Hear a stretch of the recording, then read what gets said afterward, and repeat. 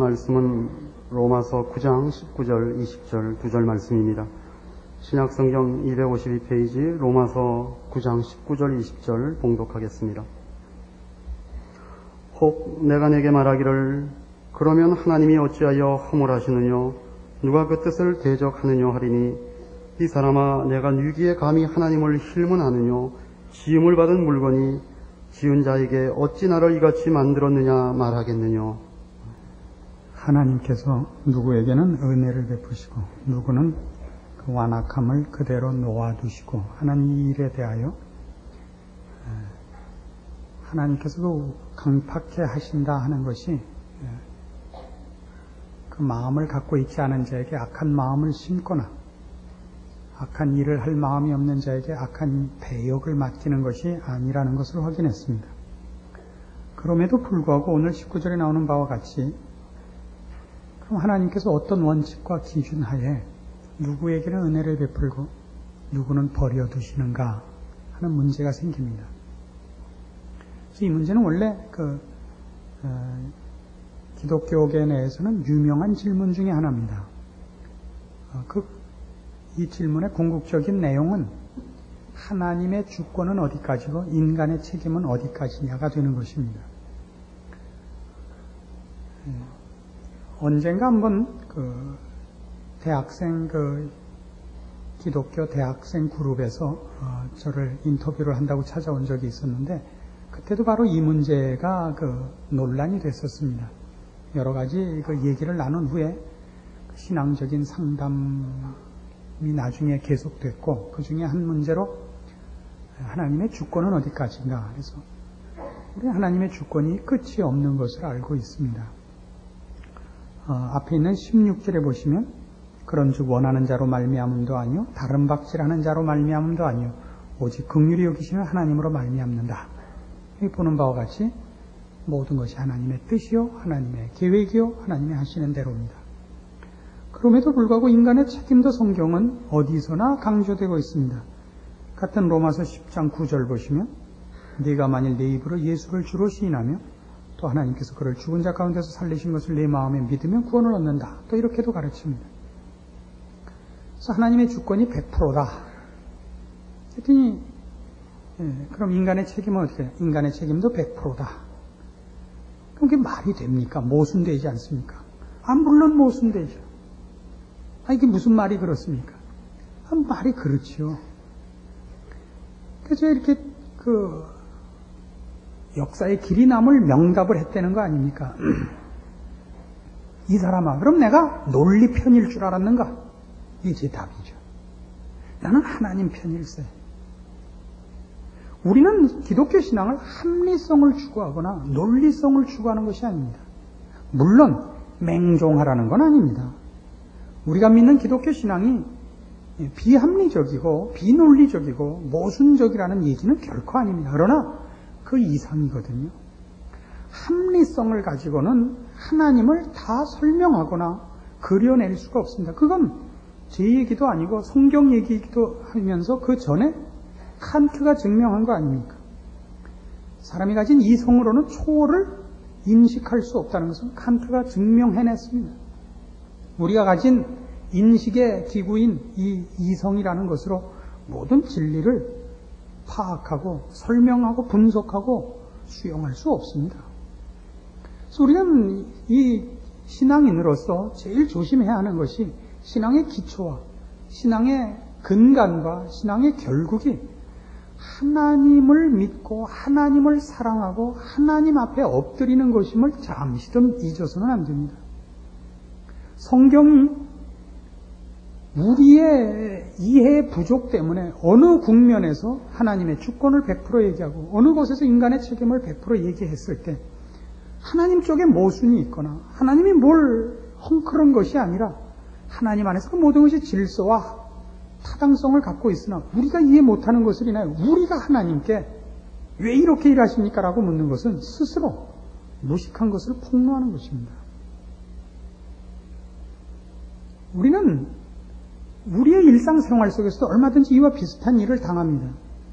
어른들이 얘기하는데 애들 끼지 못하게 하는 법입니다. 왜요?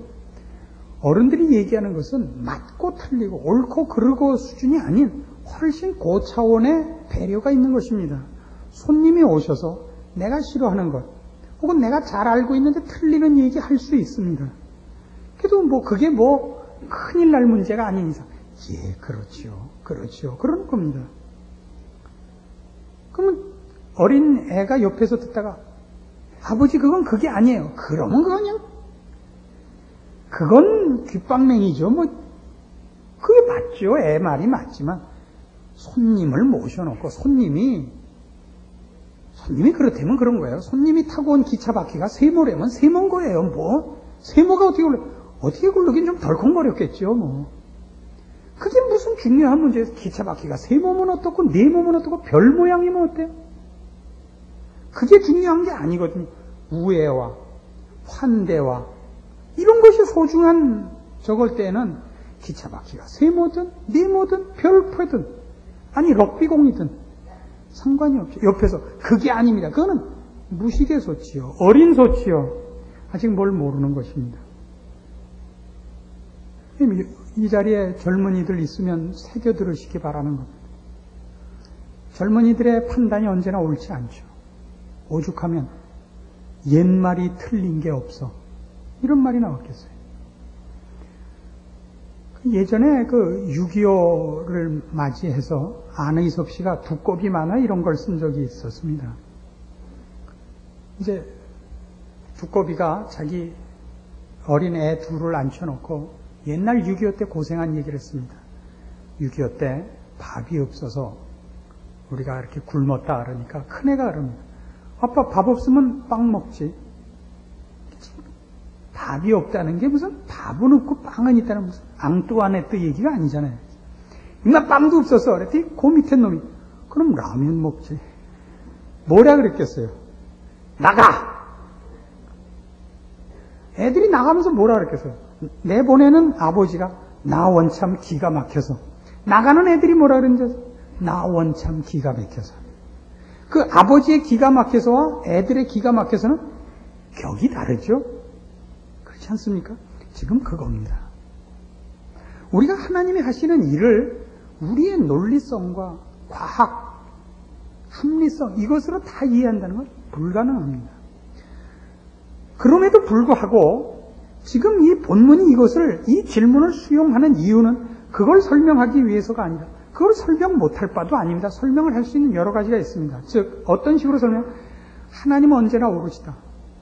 하나님은 선하시다. 하나님은 모순이 없으시다. 성실하시다. 그 설명은 성경에 얼마든지 있습니다. 그리고 우리가 하나님 앞에 더 알고 싶고 하나님을 더 깊이 사랑하고 싶어서 묻는 질문에 대해서 성경은 외면하는 적이 없습니다. 그러나 지금 이 질문은 이런 위험을 내포하고 있기 때문에 이제 이런 공격을 받습니다. 19절 다시 보십시오. 혹 내가 내게 말하기를 그러면 하나님이 어찌하여 허물하시느뇨? 누가 그 뜻을 대적하느뇨? 하리니 이 질문에 대한 가장 경계해야 될 핵심은 이겁니다. 이 사람아 내가 네 귀에 감히 하나님을 힐문하느냐? 이겁니다. 어린 아이가 부모님께 따질 게 있고 따질 수 없는 것이 있습니다. 부모님이 챙기지 못하고 잘못한 것에 대하여 자식이라도 얘기를 할 수 있습니다. 그러나 부모님, 알아. 내가 알고 있어. 그만 말해. 넌 몰라도 돼. 시키는 대로 해. 그러면 따라가야 되는 겁니다. 그건 고집의 싸움이 아니고 이유가 있는 것입니다. 부모님의 이유가. 나이든 어른의 깊은 속뜻이 있는 겁니다. 그거를 자기가 이해가지 않는다고 해서 부모는 힘을 가졌고 자식은 힘을 가지지 못했기 때문에 늘 손해를 본다는 식으로 항거하고 우리 세상 말로 기어 오르는 행위는 절대 세상에서도 안 됩니다. 불손한 것이고 옳지 않은 것입니다. 하물며 하나님께 이겠습니까? 그래서 우리가 이해가지 않는 문제에 대해서 우리가 납득이 가지 않는 문제에 대해서 혹 우리 눈에 우리가 손해보는 것 같은 문제에 대해서 성경은 이런 경고를 합니다. 신앙의 시작과 근간을 이루는 것과 그 마지막은 전부 다 하나님을 경외하는 것이라를 강조합니다. 그래서 우리는 이 문제에서 먼저 성경이 어느 만큼 이 문제를 강조하는가. 이 사람아 네가 네길래 감히 하나님을 힐문하느뇨? 라는 이 지적에 대한 분명한 기초를 다시 닦을 필요가 있습니다. 예를 들면 욥기 23장에 가보십시다.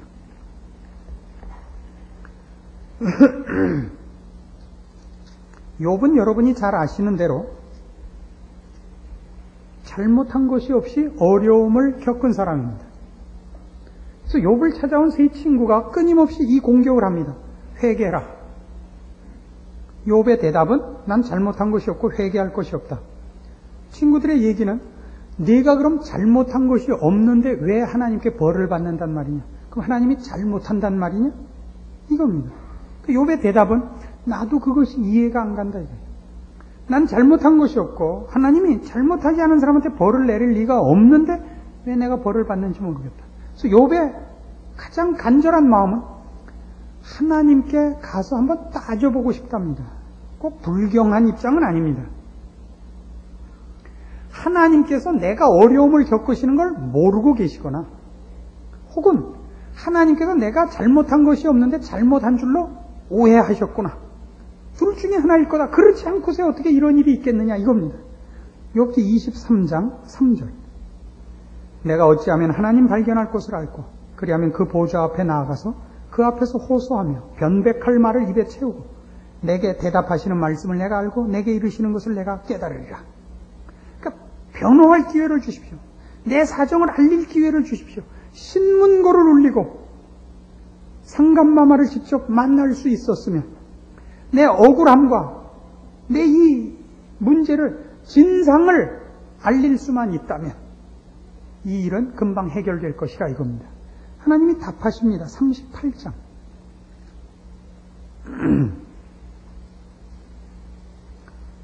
욥기 38장 1절입니다. 때에 여호와께서 폭풍 가운데로서 욥에게 말씀하여 가라사대 무지한 말로 이치를 어둡게 하는 자가 누구냐? 너는 대장부처럼 허리를 묶고 내가 네게 묻는 것을 대답할지니라. 내가 땅에 기초를 놓을 때에 네가 어디 있었느냐? 네가 깨달아 알았거든 말할지니라. 누가 그 도량을 정하였었는지 누가 그 준승을 그 위에 띄웠었는지 네가 아느냐? 그 주초는 무엇 위에 세웠으며 그 모퉁이 돌을 누가 놓았었느냐? 그때 새벽별들이 함께 노래하며 하나님의 아들들이 다 기쁘게 소리하였었느냐? 바닷물이 태에서 나옴같이 넘쳐 흐를 때 문으로 그것을 막은 자가 누구냐?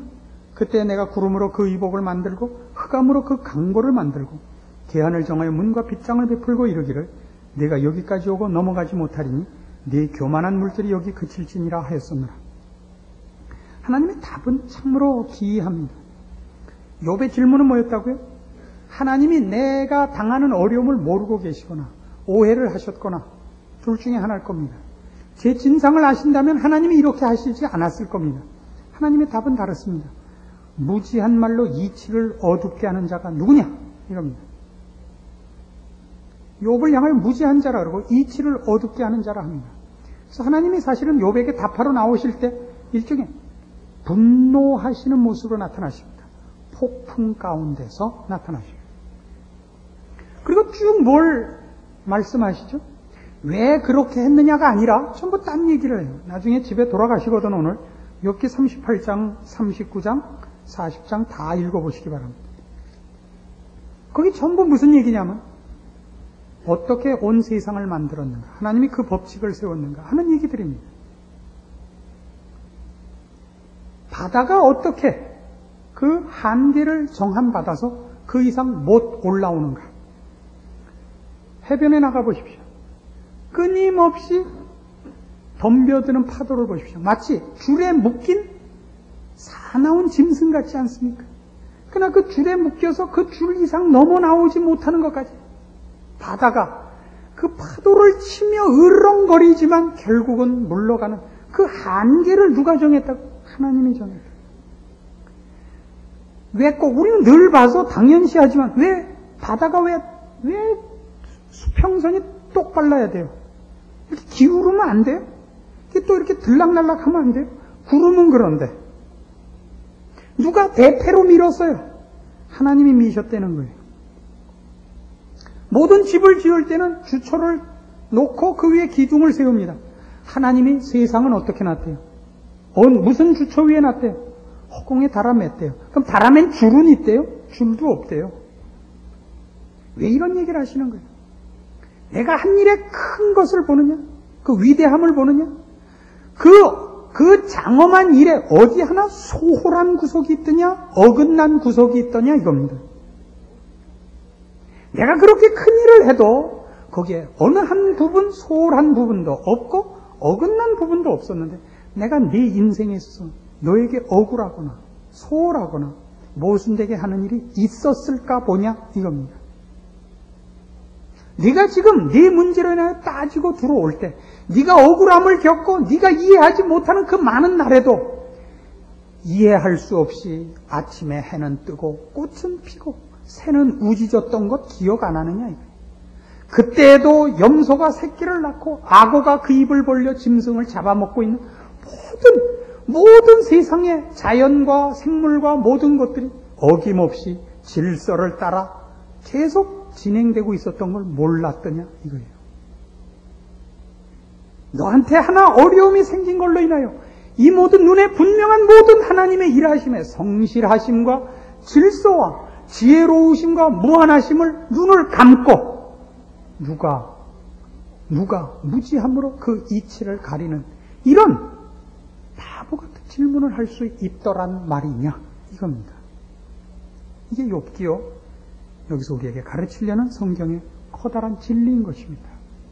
하나님이 하신 일인데 거기에 무슨 잘못과 거기에 무슨 부족함이 있겠느냐라고 깨우쳐야 되는 것이 신앙의 시작이요 결국인 것입니다. 40장에 가보십시오. 욥기 40장. 여호와께서 또 욥에게 말씀하여 가라사대 변박하는 자가 전능자와 다투겠느냐 하나님과 변론하는 자는 대답할지니라. 욥이 여호와께 대답하여 가로되 나는 미쳐나오니 무엇이라 주께 대답하리까 손으로 내 입을 가릴 뿐이로소이다. 내가 한두 번 말하였은즉 다시는 더하지도 아니하겠고 대답하지도 아니하겠나이다. 전능자와 다투겠느냐? 욥이 이제 알죠. 아닙니다. 저는 미천한 자요. 인간은 미천하지 않습니다. 만물의 영장입니다. 그거는 다른 피조물과 비교했을 때입니다. 하나님 앞에 섰을 때 인간은 미천합니다. 상대적으로 말이죠. 하나님의 높으심을 더 이상 설명할 단어가 없으니까 하나님의 높으심을 우리가 알 수 있는 모든 단어로 해놓고도 부족하니까 우리를 낮춰야 상대적으로 하나님의 어미하심을 우리가 이해하는 겁니다. 42장 가보십시오. 42장 1절 욥이 여호와께 대답하여 가로되 주께서는 무소불능하시오며 무슨 경영이든지 못 이루실 것이 없는 줄 아오니 무지한 말로 이치를 가리우는 자가 누구이니까. 내가 스스로 깨달을 수 없는 일을 말하였고 스스로 알 수 없고 헤아리기 어려운 일을 말하였나이다. 내가 말하겠사오니 주여 들으시고 내가 주께 묻겠사오니 주여 내게 알게 하옵소서. 내가 주께 대하여 귀로 듣기만 하였사옵더니 이제는 눈으로 주를 배움나이다. 그러므로 내가 스스로 한하고 티끌과 제 가운데서 회개하나이다. 주께서는 무소불능하십니다. 아니 계시는 곳이 없고 그러면 소홀한 구석이 없으시죠. 어디나 계시고 전능하십니다. 못하시는 일이 없습니다. 모순되고 불합리하고 충돌할 일을 하시지 않습니다. 무슨 경영이든지 못 이루실 수가 없습니다. 지혜와 모든 명철에 무궁무한하십니다. 스스로 고백합니다. 무지한 말로 이치를 가리우는 자가 접니다. 항복하죠. 그러므로 내가 스스로 하나고 티끌과 제 가운데서 회개하나이다. 아까 뭐라 했어요? 미천한 자가 티끌과 제 가운데서 회개하면 꼭 벌어지죠. 이 신앙의 기초요 결국이라고요. 며칠 전에 밤늦은 시간에 김벌레 씨가 나왔습니다. TV에. 효과의 김벌레 기억나시죠? 그 유명한 라디오 시절부터 유명했던 효과의 김벌레 씨가 나왔습니다. 그래서 왜 이름이 벌레가 됐는가? 진명인가 예명인가? 예명이랍니다. 근데 왜 벌레가 되었는가? 이렇게 그 유래를 얘기했습니다. 그 젊은 시절부터 연극인이 되려는 욕심을 갖고 있었는데 체구도 작고 생긴 것도 못생겨서 배역을 맡기질 않았답니다. 그러나 워낙 그 연극을 좋아해서 쫓아다니는 바람에 잡다한 다른 이제 일을 하게 됐는데, 연극은 하는 중간에 이 막과 막 사이에 조명을 끄고 무대 장치도 바꾸고 소도구도 바꾸지 않습니까? 그럼 크게 바꿀 때야 이제 이렇게 막을 탁 치고 안에서 이렇게 다 합니다만, 잠시 소도구를 바꿀 때는 조명만 끄고 누가 잽싸게 기어 나가서 사삭 정리를 하고 치우고 들어와야 되는 겁니다. 재빠르게. 근데 그 일을 너무나 잘한 거예요. 이게 선배 연극인들이 이렇게 얘기를 했답니다. 야, 저 꼭 버러지만한 게 잽싸 이렇게 된 거예요. 저 버러지만한 게. 그래서 그 다음부터 김버러지가 돼가지고 김벌레가 됐다는 겁니다. 이 신앙을 가진 사람으로서는 그런 지나가는 얘기인데도 참 그 큰 감동이 되더라고요. 바로 이 구절이 떠오른 겁니다. 미천한 자가 티끌과 재 가운데서 회개하는 모습으로서 우리는 벌레라 하는 생각이 드는 겁니다. 이걸 깨닫지 않으면 안 됩니다. 벌레는 고사하고 짐승들도 인간이 하는 일을 이해하지 못합니다. 그렇죠? 짐승들이 생각할 때 이리를 보면 누구나 나와서 때려잡고, 돼지는 왜 잘 먹이나 이해가 안 가죠. 그렇지 않습니까? 그 잡아먹으려고 그렇게 잘 먹이는 줄 누가 알겠어요? 늑대 수준에. 짐승으로서는 사람이 하는 일 이해 못할 게 많고, 버러지로서는 더더욱 많고, 버러지가 사람의 생각을 이해하는 것보다 우리가 하나님의 생각을 이해하는 쪽이 훨씬 더 어렵습니다. 그 수준 격차에 있어서 말이죠. 우리는 최소한 같은 피조물이고, 우리와 하나님은 조물주와 피조물의 사이인 것입니다. 그래서 성경은 바로 이 문제가 언제나 강조됩니다. 그래서 예수 믿는 사람들에게 신앙적인 무슨 요구를 하거나, 그것이 구약에서 나타난 이스라엘에게 하나님께서 무슨 요구를 할 때는 그 신앙의 요구의 근거가 타당성이 아니고 하나님의 권위인 것입니다. 출애굽기 19장입니다.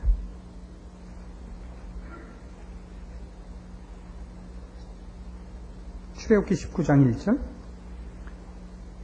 이스라엘 자손이 애굽 땅에서 나올 때부터 제3월 곧 그때에 그들이 시내 광야에 이르니라.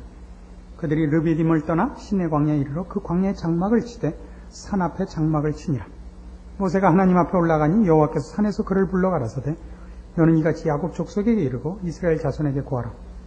나의 애굽 사람에게 어떻게 행하였음과 내가 어떻게 독수리 날개로 너희를 업어 내게로 인도하였음을 너희가 보았느니라.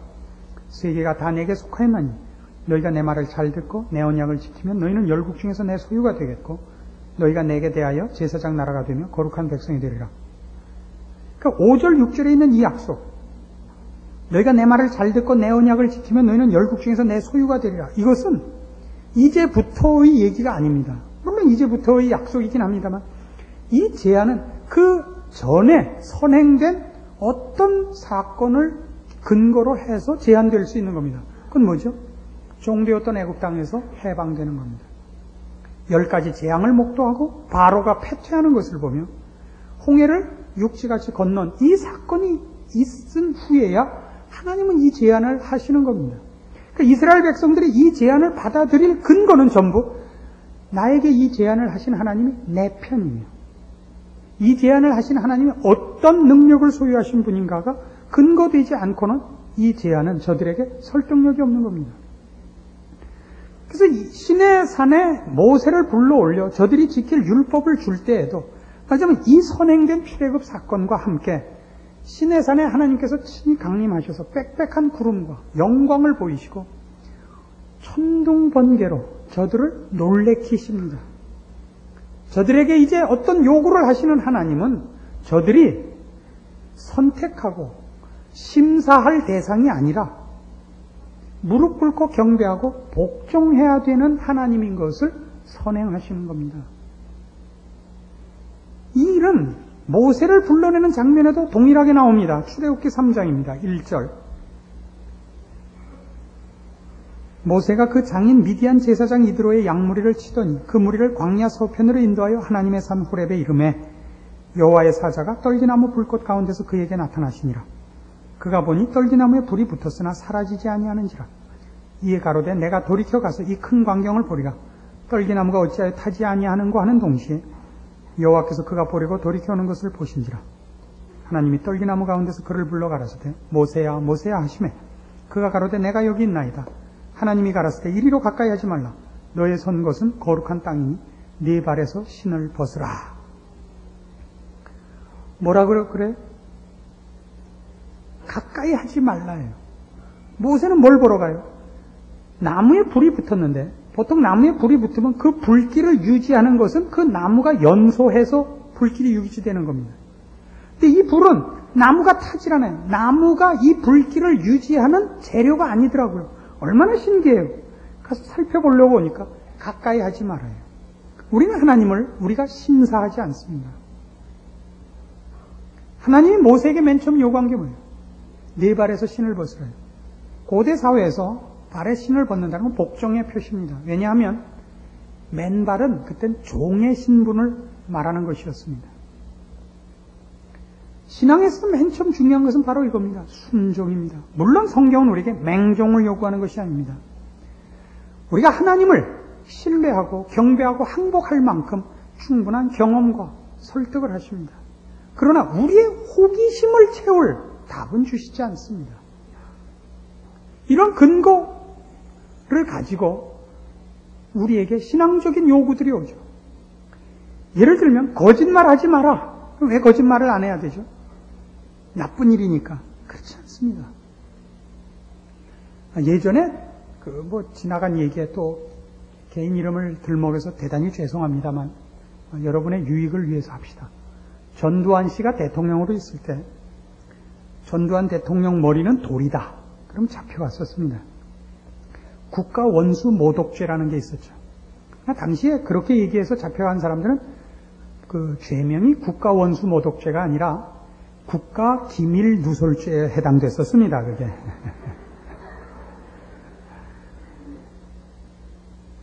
거짓말을 하면 왜 우리에겐 죄가 되느냐 하면 윤리적 도덕적인 이유로 잘못된 일을 했기 때문이기 이전에 하나님의 명령을 어겼기 때문입니다. 그래서 명령 불복종 죄 또는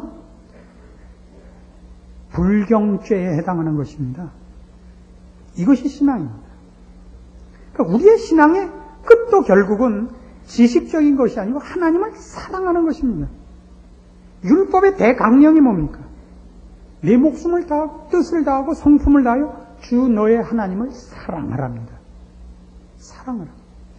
둘째는 그와 같이 네 이웃을 내 몸같이 사랑하랍니다. 이것이 언제나 기초해야 됩니다.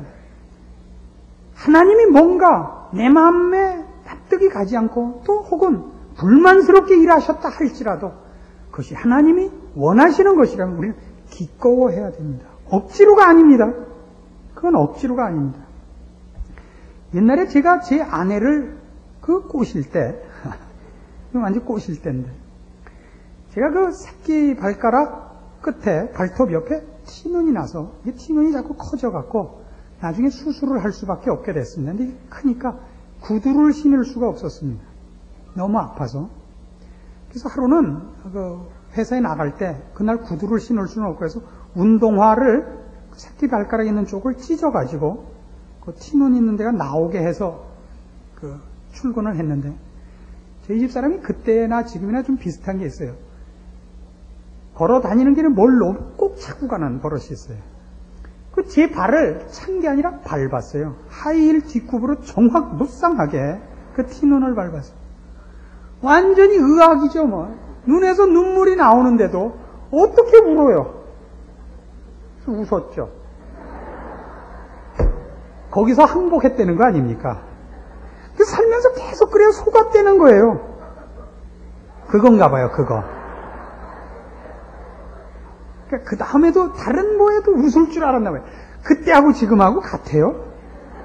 애를 둘씩이나 나놓고? 우리가 하나님께 가지는 마음은 그겁니다. 억지로가 아니라 정말 하나님이 원하신다면 그것은 하나님이 원하시는 건 나의 기쁨이요. 하나님이 기뻐하시는 건 우리의 소원입니다. 이것이 신앙입니다. 이것이 우리의 신앙입니다. 그렇게까지 아직 항복이 안 되신 것은 여러분이 지식이 낮거나 이런 것이 아니라 신앙이 아직 모자란 탓입니다. 하나님은 그쯤 항복할 만한 대상입니다.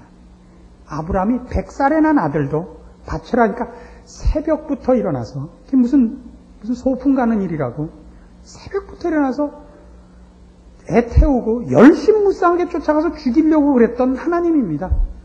그렇게 항복할 만한 우리의 모든 소망이요, 기쁨이요, 사모하는 분인 것입니다.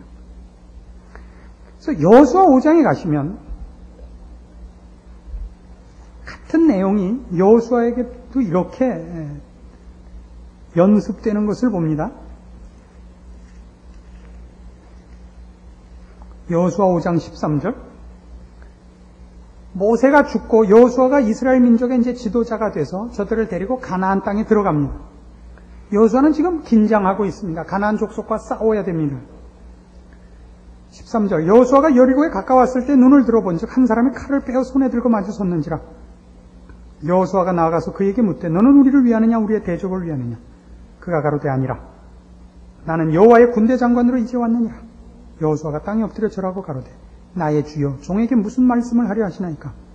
여호와의 군대 장관이 여호수아에게 이르되 네 발에서 신을 벗으라. 네가 선 것은 거룩하니라.